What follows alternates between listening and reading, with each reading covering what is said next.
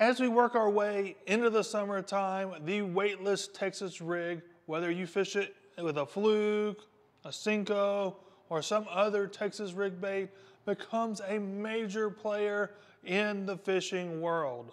So personally, I never fished the Weightless Texas Rig up until a few years ago because I always thought it was kind of gimmicky, but I promise you guys, it does catch fish.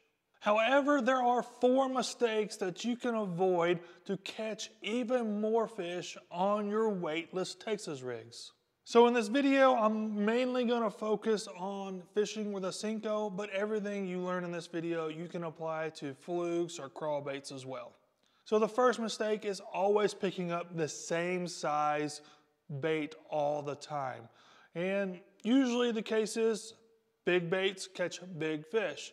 But when you're picking up the Weightless Texas Rig, it's probably not because the fishing is on fire. So personally, I recommend probably starting off with a little larger bait, but if you're not getting those bites, go from a 5-inch down to a 4-inch, or go from a 4-inch down to this little 3-inch guy. I've caught a ton of bass on this little 3-inch sticko. And the opposite can be true if you're starting off small and you're not getting bites. Upsize. Switch up your sizes if you're not getting the results that you want.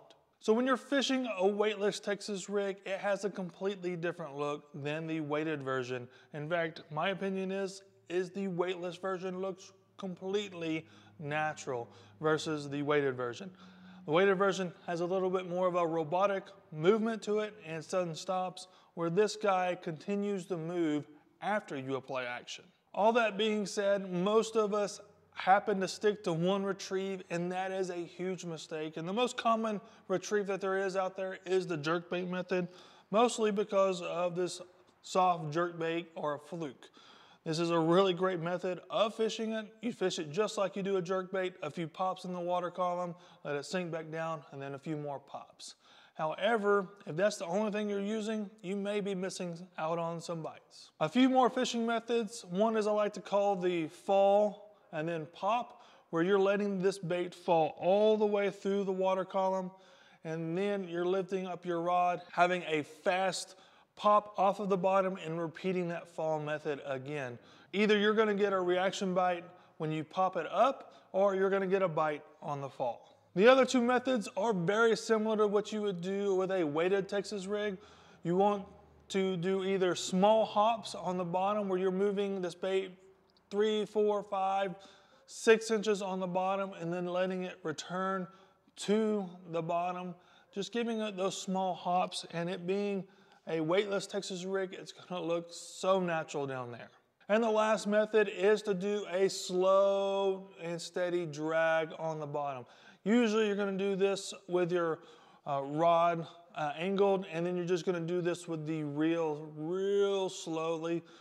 You're not gonna feel the bottom too good, but you're gonna know that there's tension every now and then on your line. Mistake number 3 is using the wrong color. I keep my color selections very simple, really just 3 kind of categories. I have a black and blue or a black category. I have a greenish color category, and then I have a shad imitation category, so a white or a pearl. And I use these in various scenarios. Let's start with the black and blue. I start off with a black and blue if the water is extremely dirty. This creates a silhouette in the water that the fish can follow. However, if the water is just stained, maybe has 2 to 4 foot of visibility, I'm going to use a greenish color, whether it's green pumpkin, watermelon red, California crawl. I'm going to switch to a greenish color. If I'm trying to do a method that imitates a shad, I am going to use a shad imitation color at times, depending on if the fish are reacting to either this or the green color. And lastly, in Clearwater, I am going to be using more shad imitating colors. I am going to try to focus on looking more like a shad. So I may not pick up a Cinco.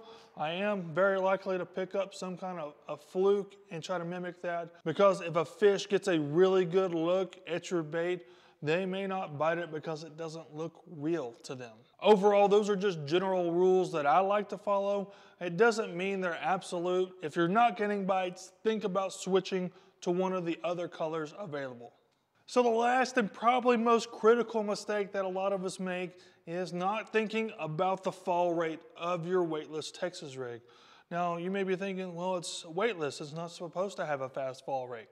Well, that is true. You're not going to have a fast fall rate with these guys. And that is probably some of the magic behind the weightless Texas rig, is because it has a slow fall. But not all baits are made the same. Like this one here has more of a salt content than this one here. And it's going to have a faster fall rate. Also, something else to consider is your hook weight. The more weight you have on your hook, the faster that weight is going to bring down your bait.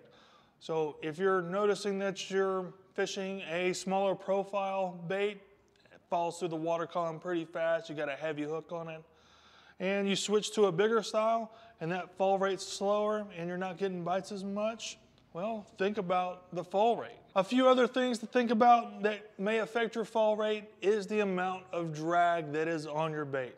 Whether it's profile, like a crawl bait, it's going to have a really slow fall rate, even if it's in similar weight and size to the same kind of Senko. It just has more drag.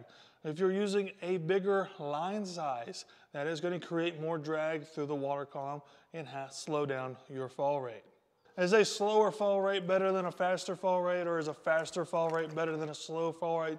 It really depends on the fish's mood and the time of year that you're fishing. I would theoretically start with the slowest fall rate that you could possibly muster up. However, if you're not getting bites, you may want to speed that up just a little bit. So if you're fishing the weightless Texas rig, you are probably fishing it on a spinning reel setup. And there are some major mistakes that all anglers make with a spinning reel, and I'll show you exactly how to resolve them here. But until next time, see you later, fish and fam.